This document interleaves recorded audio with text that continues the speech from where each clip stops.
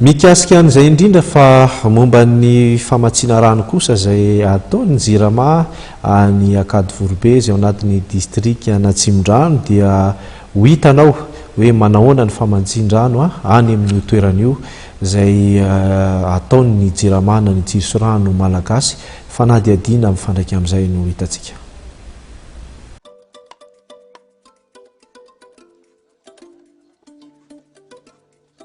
Tsy ny onona tamin'ireo fotodrafitrasa efa vita ny JIRAMA fa nanatsara hatrany ny fitsinjarana rano eto Antananarivo. Amin'izao fotoana izao dia nisy ny fanorenana fibe famokarana rano vaovao eny Ankadivorobe izay hamatsiana rano madio ny faritra atsimon'ny Antananarivo.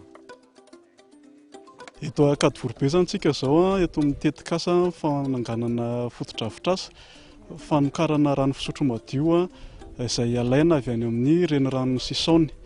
Rehefa tonga eto izany rano izany dia manaraka ny ambaratonga mpanadiovana rehetra ary mokatra eo amin'ny 20 metatra toratelo isan'ora eo.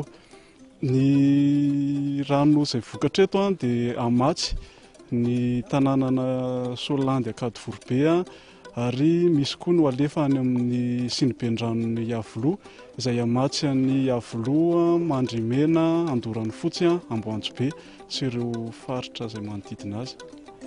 Natomboka tamin'ny volana avril 2024 ny asa vinavinaina eo amin'ny 12 volana eo, izany hoe any amin'ny volana fevrier 2024 ihany no avy tany. Marihana fa ny fandrosoan'ny asa eto Akadivorobe dia eo amin'ny 720 isan-jato ny asa no efa vita zany. Ankoatra ny ao Ankadivorobe dia misy ihany koa ny fanitarana ny fibe famokarana rano eto Mandroseza izay entina namafisana ny fitsinjarana rano eto Antananarivo renivohitra. Eto Mandroseza dia misy ny asa fanitarana ny toby famokarana rano fisotro madio izay afaka manadio rano eo amin'ny 700 metatra toratelo isan'ora eo.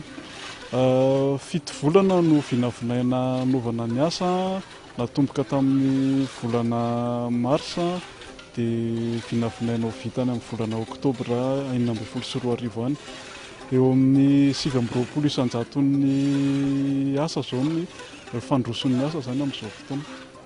Ny fahavitan'ity fotodrafitrasa vaovao ity dia ahafahana miantoka ny famokarana rano fisotro madio any Antananarivo na amin'ny abetsaky ny rano zany na amin'ny kalitaon'ny rano.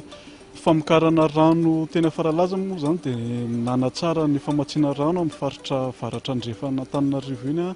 Ny teny Sabotsynamehana dia nanatsara ny famokarana rano famatsiana rano amin'ny faritra varatra Antananarivo.